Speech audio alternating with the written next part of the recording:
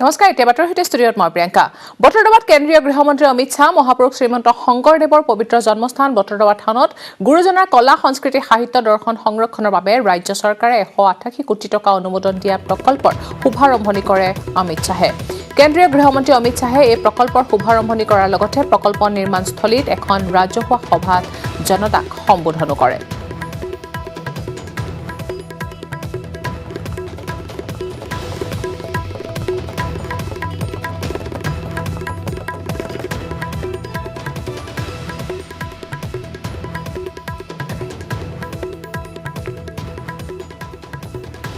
बदरुद्दीन अजमल के साथ रहकर आसाम का विकास कर सकती है क्या बताओ भैया कर सकती है घुसपैठियों को रोक सकती है गैंडे का शिकार रोक सकती है विकास के रास्ते पर आगे बढ़ सकती है और ये जो आंदोलन जीवियों ने नई पार्टी बनाई है उनको मालूम नहीं है आसाम की अस्मिता की बात करने वाली आसाम गण परिषद हमारे साथ है पूरे भारत के साथ आसाम को जोड़ने वाली भारतीय जनता पार्टी और आसाम गण परिषद दोनों मिलकर अगले चुनाव में 2/3 से ज्यादा वोट सीटों के साथ यहां सरकार बनाने वाली मैं आसाम की जनता को इतनी ही विनती करने आया हूं कि मित्रों 5 साल एक पूर्ण बहुमत की सरकार आपने दी और आपने विकास को देखा है एक और 5 साल दे दीजिए हम आसाम को देश का नंबर 1 राज्य बनाकर छोड़ेंगे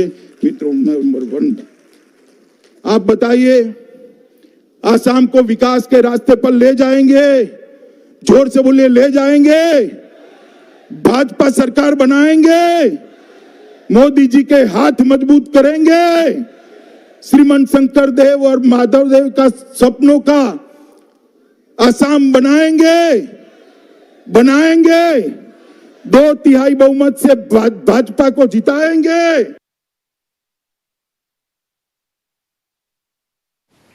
আৰু ইয়াৰ পিছতে কাৰ্বি আংলঙত উপস্থিত হোৱা কেন্দ্ৰীয় গৃহমন্ত্ৰী অমিত শাহ কাৰ্বি আংলঙৰ ডেনগাঁও নুৰাক আকলাম পথাৰত এখন জনসভাত অংশ লয় কেন্দ্ৰীয় গৃহমন্ত্ৰী অমিত শাহে প্ৰথমবাৰৰ বাবে কাৰ্বি পাহাৰ ভ্ৰমণ কৰা অমিত শাহে আজি এই ভ্ৰমণত কাৰ্বি উগ্ৰপন্থী সংগঠনৰ সৈতে শান্তি চুক্তিটো স্বাক্ষৰ কৰে দুৰ্দৰ্শ উগ্ৰপন্থী সংবিজিত নেতৃত্বাধীন PDCKৰ লগতে আন 8টা সংগঠনৰ সৈতে শান্তি চুক্তি স্বাক্ষৰ কৰে অমিত শাহে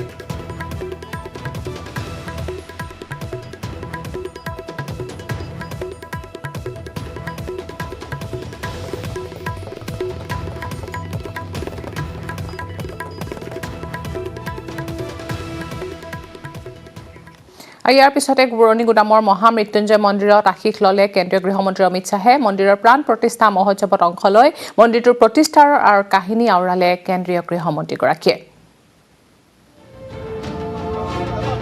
মহামৃত্যুঞ্জয় মন্দিৰত গৃহমন্ত্ৰী অমিত শাহ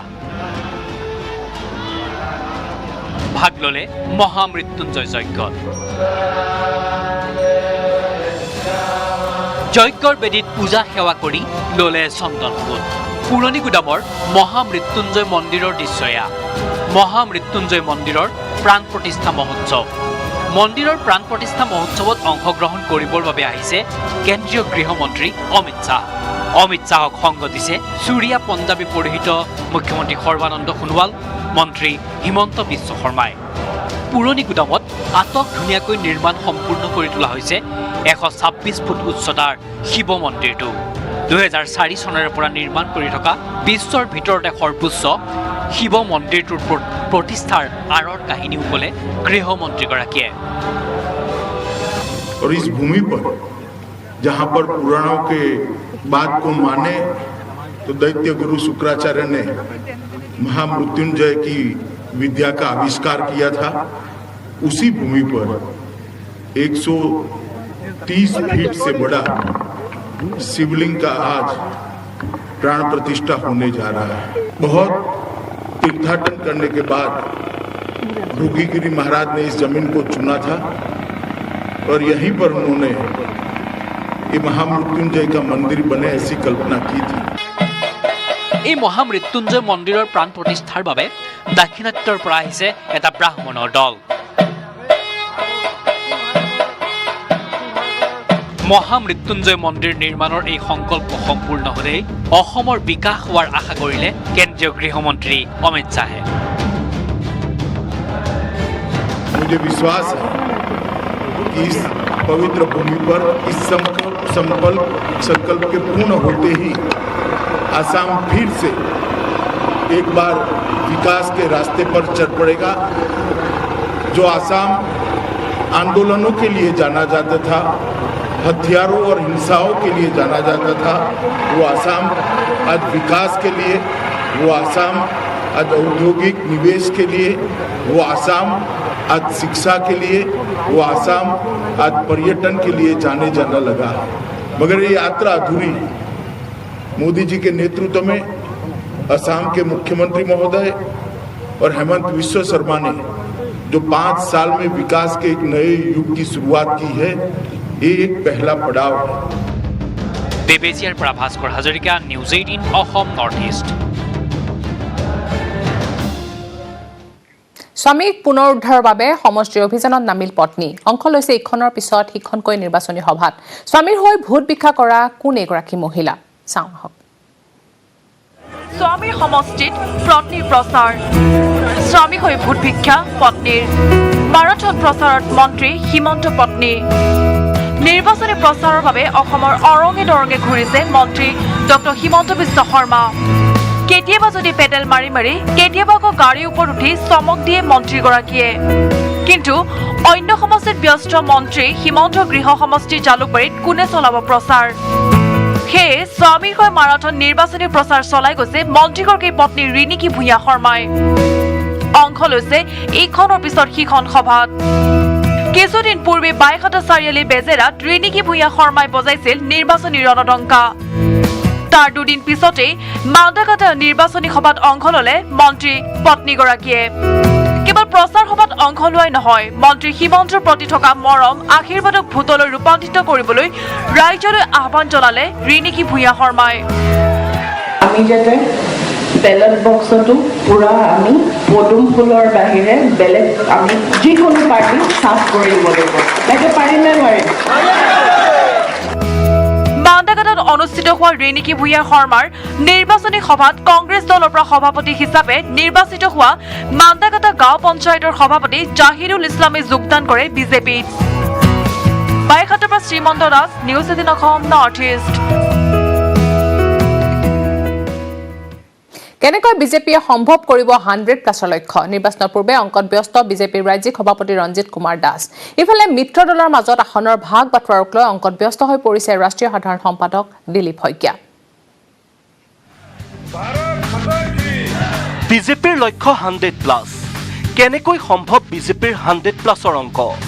ৰাজ্যিক সভাপতি আৰু ৰাষ্ট্ৰীয় সাধাৰণ সম্পাদকৰ মতে বিজেপিৰ অংক সৰল। প্ৰথমে শুনক ৰাজ্যিক বিজেপিৰ সভাপতি ৰঞ্জিত দাসৰ মুখেৰে বিজেপি মিত্ৰজোঁটে কেনেদৰে পাব 103খনৰো অধিক আসন। আমি বিজেপি সমষ্টিটোক ৰাখিয়ে আমি বিজেপি প্লাছ ইজিকেল টু 100+ৰ আমি কথা কৈছোঁ। বিজেপিৰ যিহেতু 60টা যিহেতু সমষ্টি আছে, গতিকে সেই সমষ্টিটো আমি জিকিমে ভাৰতীয় জনতা পাৰ্টি। অসম গণ পৰিষদৰ 14টা সমষ্টি আছে, সেই 14টাটো আমি জিকিম। আমাৰ বিটিআৰ অঞ্চলত আমাৰ 12টা আছে, এই 12টা যদি যোগ কৰোঁ তেতিয়া 74ৰ লগত আমাৰ 86 হ'ল। জোনাই সমষ্টিটো এইবাৰ আমি নতুনকৈ পাম 87। উজনি অসমত আমি 8টা চিট, এই 8টা চিট আমি নতুনকৈ পালে 87 আৰু 8 যোগ কৰিলে হ'ল 95। বৰাক ভেলীত 4টা চিট আমাৰ 8টা আছে, 4টা এডিশ্যনত আমি পাম। 4জন ব্যক্তিক আমি মাইনৰিটি মূলৰ, আৰু সেইকেইটা যদি জিকে তেতিয়াহ'লে আমি 99 + 4 103। ৰঞ্জিত দাসৰ সুৰতে বিজেপিৰ 100+ৰ অংক সমাধান কৰিলে ৰাষ্ট্ৰীয় সাধাৰণ সম্পাদক তথা সাংসদ দিলীপ শইকীয়ায়ো। বিজেপি আৰু আমাৰ মিত্ৰ দলৰ লগত লগ লাগি আমি 100খন আসন মানে আমি লাভ কৰাৰ কাৰণে আমাৰ ইতিমধ্যে আমাৰ সাংগঠনিক আমাৰ যি ৰচনা কৌশল সেইটো আমি ইতিমধ্যে চূড়ান্ত হৈছে। ৰঞ্জিত দাস আৰু দিলীপ শইকীয়াই সৰল অংক কৰিলেও মিত্ৰজোঁটৰ আসন ভাগ বতৰোৱা যে ইমান সৰল নহ'ব তাৰ ইংগিত পোৱা গ'ল দিলীপ শইকীয়াৰ ভাষ্যতে। হিমন্ত বিশ্ব শৰ্মা আৰু ৰঞ্জিত দাসৰ পাছত এইবাৰ দিলীপ শইকীয়াৰ মিত্ৰদলক হুংকাৰ, মিত্ৰদলে বিচাৰিলেই নাপাব আসন, জয়ৰ সম্ভাৱনা থাকিলেহে লাভ কৰিব টিকট। বিভিন্ন দলে আগতকৈও বেছি আসন বিচৰা ধৰণৰ এটা পৰম্পৰা আছে। গতিকে আমাৰ কথাটো হ'ব জিকিব পাৰিব নে নাই, আসন পালেই নহ'ব। বিজেপিয়ে 100খন আসন খেলিব, 100খন আসনত বিজেপি জিকিব পাৰিব নেকি অকলে? অগপাই 40 নহয় 60খন বিচাৰিব পাৰে, 60খনত জিকিব পাৰিব নেকি, সেইটো কথা চাব লাগিব। ইফালে ৰাষ্ট্ৰীয় সাধাৰণ সম্পাদকগৰাকীৰ স্পষ্ট ঘোষণা, মাৰ্চৰ প্ৰথম সপ্তাহত মিত্ৰ দলৰে হ'ব আসন বুজাবুজিৰ আলোচনা। মাৰ্চৰ শেষৰ সপ্তাহতহে হয়তো প্ৰকাশ পাব প্ৰথমখন প্ৰাৰ্থীৰ তালিকা। মাৰ্চৰ প্ৰথম সপ্তাহত আমি আমাৰ মিত্ৰ দলবিলাকৰ লগত আলোচনাত বহিমহে। গতিকে মাৰ্চৰ শেষৰ সপ্তাহতে হয়তো প্ৰথমখন তালিকা ওলোৱাৰ সম্ভাৱনা আছে। বঙাইগাঁৱৰ পৰা উপানন্দ শৰ্মা আৰু মঙলদৈৰ পৰা নৱজ্যোতি মহন্তৰ report, news 18 Asom North east. অতি ভয়ানক আৰু শিহৰণকাৰী এক দৃশ্য দেখিলে বুকু কঁপি উঠিব আপোনাৰো। কাজিৰঙা ৰাষ্ট্ৰীয় উদ্যানত সংঘটিত হৈছে এই ভয়ানক ঘটনা। উদ্যানখনৰ এটা বনৰীয়া হাতীয়ে খেদি আহি সন্মুখৰ পৰা খুন্দা মাৰিছে পৰ্যটকৰ বাহনত।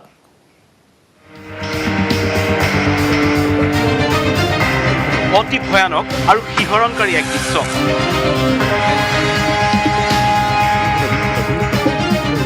এই দৃশ্য দেখিলে বুকু কঁপি উঠিব আপোনাৰো। কাজিৰঙা ৰাষ্ট্ৰীয় উদ্যানত সংঘটিত হৈছে এই ভয়ানক ঘটনাটো। উদ্যানখনৰ এটা বনৰীয়া হাতীয়ে খেদি খেদি সন্মুখৰ পৰা খুন্দা মাৰিছে পৰ্যটকৰ এখন বাহনত। এক ভয়াৱহ পৰিস্থিতিৰ সন্মুখীন হৈ পৰ্যটকৰ দলটোৱে কেৱল চিঞৰিছে, গুলি ফুটাওক, গুলি ফুটাওক, গুলি ফুটাওক, গুলি ফুটাওক। কাজিৰঙা ৰাষ্ট্ৰীয় উদ্যানৰ অগৰাতলী বনাঞ্চলত জীপ চাফাৰী কৰিছিল এটা থলুৱা পৰ্যটকৰ দলে। গুলি ফুটাওক, গুলি ফুটাওক, গুলি ফুটাওক, গুলি ফুটাওক। পৰ্যটকৰ জিপচি গাড়ীখনলৈ চোচা ল'লে এটা মখনা বন্য হস্তীয়ে। কোনোমতে প্ৰাণ ৰক্ষা পৰা পৰ্যটকৰ দলটোৰ এজনে সমগ্ৰ দৃশ্য বন্দী কৰিছিল মোবাইলৰ কেমেৰাত। কাজিৰঙাৰ অভিজ্ঞতা সম্পন্ন চালক আৰু বনকৰ্মীৰ বাবে কোনোমতে ৰক্ষা পৰে পৰ্যটকৰ দলটো। পৰ্যটকৰ গাড়ীখনত থকা বনকৰ্মীয়ে শূন্যলৈ গুলী ফুটাই কোনোমতে খেদি পঠিয়াবলৈ সক্ষম হয় বন্য হস্তীটো। গুলী ফুটাওক, গুলী ফুটাওক, গুলী ফুটাওক, গুলী ফুটাওক।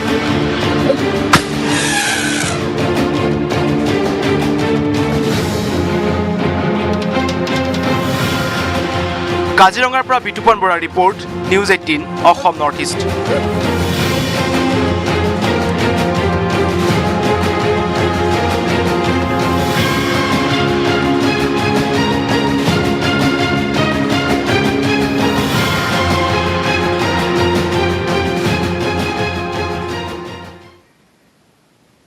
টিভিত প্ৰথমবাৰৰ বাবে আয়োজন কৰা হৈছে এক বিশেষ অনুষ্ঠান নেটৱৰ্ক 18ৰ অনবদ্য আয়োজন বাইজুছ য়াং জিনিয়াছ। 27 ফেব্ৰুৱাৰী সন্ধিয়া নিউজ 18 অসম নৰ্থ ইষ্টত লগ পাব ৰোহটকৰ 15 বছৰৰ অনুৰ্ধ টেবুল টেনিছ চেম্পিয়ন সুহানা सैनिक। मेरा नाम सुहाना सैनी है, मैं 14 इयर्स की हूँ। ये है यंग जीनियस जिसे जीतना पसंद है, जो 6 साल की उम्र से ओलंपिक्स गोल्ड जीतने की तैयारी में है। नेक्स्ट यूथ ओलंपिक्स में गोल्ड जीतना है जो 2022 में होंगे। ये है यंग जीनियस जो टेबल टेनिस में अंडर 15 की चैंपियन है और दुनिया में जिसकी रैंकिंग 22 की है, जिसके पास मेडल्स का अंबार है और यूएस ओपन समेत 29 अंतर्राष्ट्रीय चैंपियनशिप जीत चुकी है। नेटवर्क 18 पर एक अनोखा शो, दंग करने वाली खिलाड़ी हरियाणा के रोहतक की सुहाना सैनी के साथ। 10 में आप पहली बार नेशनल चैंपियन बनी, अब ये 11 में आप दूसरी बार नेशनल चैंपियन बनी। चलिए लाओ भाई, पानी लाओ, डूब जाता है इसमें। जिसकी मां है उसकी गुरु, जिसने अपनी मां को टेबल टेनिस में हराने वाली खिलाड़ी को हराकर दम लिया, जो टेबल टेनिस में चीन के गुरूर को तोड़कर दुनिया पर छा चुकी है। आ रही है ये यंग जीनियस। আৰু ইয়াৰ লগতে নেটৱৰ্ক 18 অনবদ্য আয়োজন বাইজুছ য়াং জিনিয়াছ 27 ফেব্ৰুৱাৰী সন্ধিয়াৰ পৰা নিউজ 18 অসম নৰ্থ ইষ্টত আপোনালোকে লগ পাব তিৰুৱন্তপুৰমৰ অলিম্পিয়াড পৰীক্ষাৰ বিশেষজ্ঞ সিদ্ধাৰ্থ কুমাৰ গোপালক।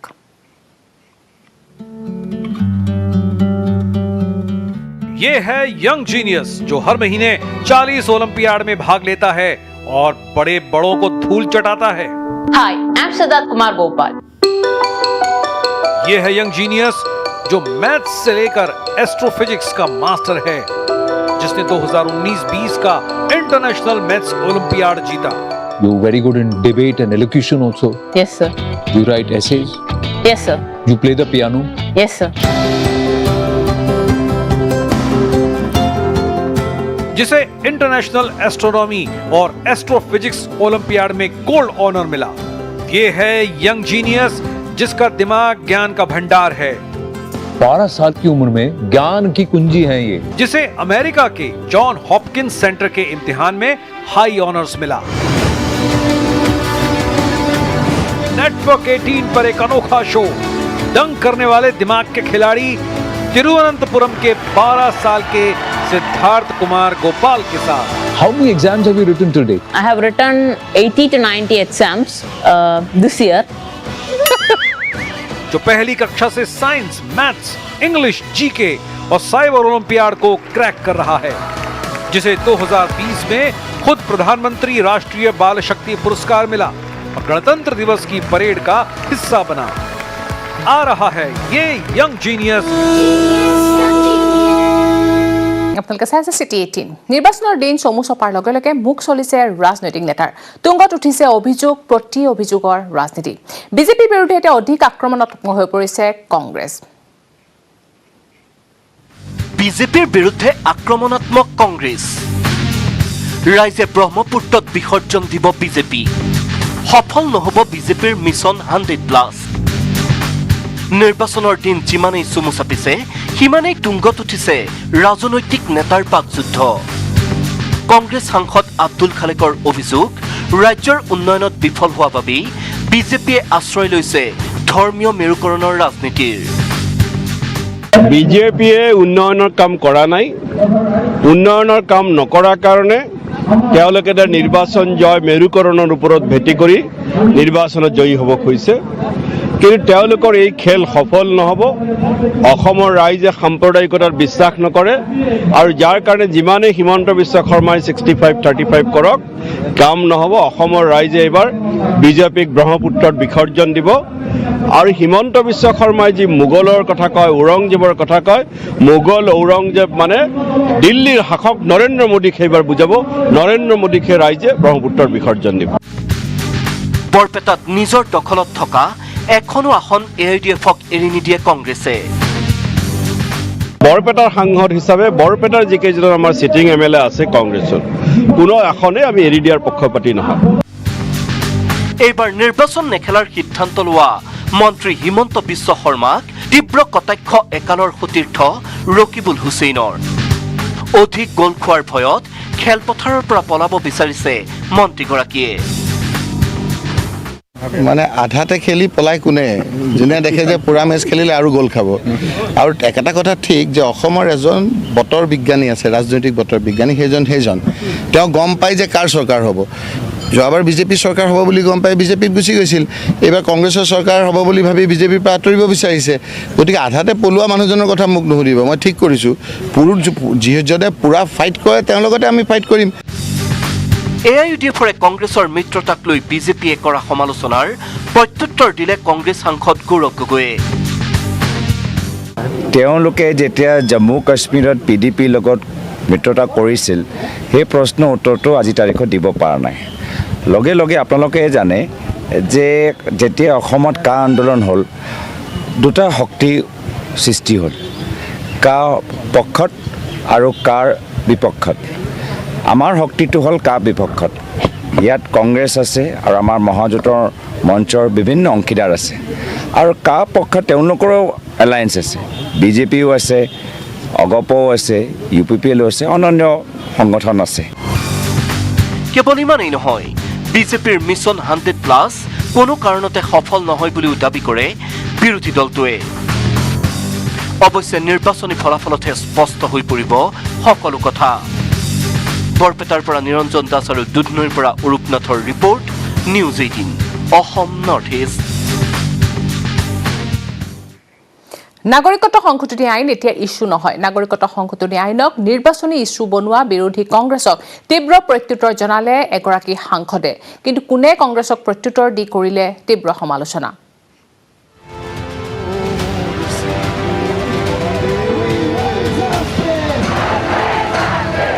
নাগৰিকত্ব সংশোধনী আইন এতিয়া ইছ্যু নহয়। যে CAA is not an issue as of now. আমি যেটো ভাবিছোঁ যে আগতে যেটো ভাবিছিলে মানুহে এইটো যেটো ভয় আছিলে ভয় নাইকিয়া। এনেদৰে নাগৰিকত্ব সংশোধনী আইনক নিৰ্বাচনী ইছ্যু বনোৱা বিৰোধী কংগ্ৰেছক প্ৰত্যুত্তৰ শিলচৰৰ বিজেপি সাংসদ ডাক্তৰ ৰাজদীপ ৰয়ৰ। ৰাজদীপ ৰয়ৰ মতে নাগৰিকত্ব সংশোধনী বিধেয়কক লৈ চৰম মিথ্যাচাৰৰ আশ্ৰয় লৈছে কংগ্ৰেছে। গৰখীয়াৰ সাধুৰ দৰে অৱস্থা হ'ব কংগ্ৰেছৰ। আৰু কংগ্ৰেছে এইটো কি কৰি আছে মানে এই এটা সৰু থাকোঁতে আমি পঢ়িছিলোঁ নহয় এজন গাঁৱৰ ল'ৰা এজনে গৰু লৈ পেলাই গাঁৱত গৈছিলে ডেইলি গৈ পেলাই কৈ আছিলে মানুহৰ মাজত বাঘ আহিছে তো যিদিনা মানুহে ওলাই মেলি দেখে যে বাঘটো ক'তো নাই এনে তো মানুহক মানে বিশ্বাসটো এই বাচ্চা ল'ৰাটোৰ যেনেকুৱা বিশ্বাস নাইকিয়া হৈ গৈছে আজিৰ দিনত কংগ্ৰেছে।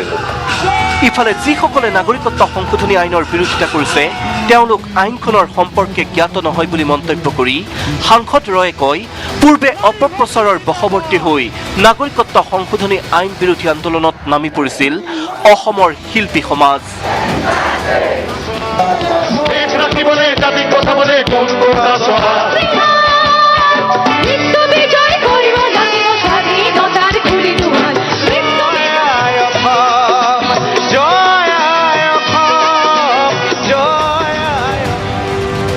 এতিয়া ফুল ভঙাত শিল্পী সাংস্কৃতিক কৰ্মীসকলেও যোগদান কৰিছে বিজেপি দলত। এইটো এটা ফলছ নেৰেটিভ আছিলে অলমষ্ট এবছৰৰ ওপৰত হৈ গ'ল এজন মানুহো বৰ্ডাৰ ক্ৰছ কৰি পেলাই অহা নাই আৰু আজিৰ দিনত border is maintain by scientific means border cross কৰিব নোৱাৰে মানুহে এনেকুৱা টাইপ। তো কথাটো হ'ল সিহঁতে আহি পেলাই আজিৰ দিনত আকৌ এবাৰ বিজেপিত চামিল হৈছে বিজেপিৰ আন্দোলনত সিহঁতে আহিছে। আজি ডেভেলপমেণ্টৰ ৰাজনীতিত চলি আছে। আমি এ ফৰ আছাম বুলি আমি কৈ আছোঁ Guwahati should be made the gateway of not just north east entire south east Asian countries. আমি যিটো সপোন লৈ পেলাই চলি আছোঁ এইটো সপোনৰ মাজত আমি যিবোৰ মানুহে কা বিৰোধ কৰিছিলে আজি তেখেতে আমাৰ মাজত চামিল হৈছে। ইতিমধ্যে সংসদৰ উভয় সদনত গৃহীত হোৱা নাগৰিকত্ব সংশোধনী আইনখন কৰোনা পৰিস্থিতিৰ বাবে বলবৎ কৰাত বিলম্ব হ'লেও শীঘ্ৰে বলবৎ কৰা হ'ব বুলি মন্তব্য ৰাজদীপ ৰয়ৰ। শিলচৰৰ পৰা অনিৰুদ্ধ লস্কৰৰ report news 18 Asom North East. নগাই নীতি অব্যাহত ৰাখিছে অগ্ৰাসন। মৰিয়নিৰ পাছত এইবাৰ ধনশিৰি মহকুমাৰ চুঙাজানত নগাৰ বেদখল। চুঙাজানৰ নাওঘাট চাৰিআলিৰ পৰা মাজগাঁও পঞ্চায়তলৈ যোৱা পথৰ কাষতে নগাই ভূমি বেদখল কৰি ইটা ভাটা খুলি ষ্টোন ক্ৰেচাৰ মেচিন বহুৱাই অব্যাহত ৰাখিছে ব্যৱসায়। নগাই নীতি অব্যাহত ৰাখিছে আগ্ৰাসন। মৰিয়নিৰ পাছত এইবাৰ ধনশিৰি মহকুমাৰ চুঙাজানত নগাৰ বেদখল। চুঙাজানৰ নাওঘাট চাৰিআলিৰ পৰা মাজগাঁও পঞ্চায়তলৈ যোৱাৰ পথৰ কাষতে নগাই ভূমি দখল কৰি একাংশ বহিৰাগত লোকক বিভিন্ন কৰ্মত নিয়োজিত কৰিছে। ইটা ভাটা খুলি ক্ৰেচাৰ মেচিন বহুৱাই অব্যাহত ৰাখিছে ব্যৱসায়। অসমৰ ভূমি দখল কৰি নগাই একাংশ লোকক ব্যৱসায় কৰিবলৈ লিজত দিয়া ঘটনাৰ পাছতো গভীৰ নিদ্ৰাত ধনশিৰি মহকুমা প্ৰশাসন। সেইটো ফৰেষ্টৰ মাটি আৰু সেইটো ফৰেষ্টৰ মাটি সেইটো ফৰেষ্টৰ নহয় নাগাৰ মাটি নগা মাটি তাতে যে মাটি খান্দি আছে সেয়া কাৰ এইটো নাগা আৰু এইটো ফৰেষ্ট অফিচটো নহয় জানো এইখিনিতে যে আছে এইখিনি এইটোই হ'ল ফৰেষ্ট অফিচ চুঙাজান নহয় এইটো নাওঘাট চাৰিআলি। নাওঘাট চাৰিআলিৰ বন বিভাগৰ কাৰ্যালয়ৰ একেবাৰে সমীপতে অৱস্থিত নগাৰ ইটা ভাটা। ইফালে অসম বেটেলিয়নৰ কেম্প আৰু CRPF বাহিনীৰ কেম্পৰ সন্মুখেৰে জেচিবিৰে মাটি খান্দি ডাম্পাৰে কঢ়িয়াই থকাৰ পাছতো নীৰৱ সকলো। অসমৰ ভূমিত নগাৰ এনে আগ্ৰাসনত জাঙুৰ খাই উঠিছে ধনশিৰি মহকুমা ছাত্ৰ সন্থা আৰু ছাত্ৰ মুক্তি সংগ্ৰাম সমিতি। আজি সীমান্ত অঞ্চলত বিভিন্ন কাৰণত অপহৰণৰ ঘটনা সংঘটিত হৈছে আৰু বিভিন্ন সময়ত নগাই দপদপনি কৰি পিনে আমাৰ খেতিয়কসকলৰ ওপৰত অত্যাচাৰ কৰি আহিছে। ঠিক একে ঘটনা এতিয়া আমাৰ সৰুপথাৰ সমষ্টিৰ অসম নাগালেণ্ড সীমান্তৱৰ্তী অঞ্চল এই ছেক্টৰত এতিয়া নগাই অবৈধভাৱে কিছুমান ইটা ভাটা নিৰ্মাণ কৰিবলৈ লৈছে, বজাৰ গৃহ নিৰ্মাণ কৰিব লৈছে আৰু আমি খবৰ পাইছোঁ যে ইতিমধ্যে ইটা ভাটা নিৰ্মাণ কৰি শেষ হৈছে, ইটা নিৰ্মাণ কৰি আছে। কিন্তু অতি পৰিতাপৰ বিষয় যে অসম চৰকাৰ সম্পূৰ্ণ নিমাতী কন্যাৰ ভাও ধৰিছে। সৰুপথাৰৰ পৰা দেৱাশিষ গৌতমৰ report news 18 Asom North east.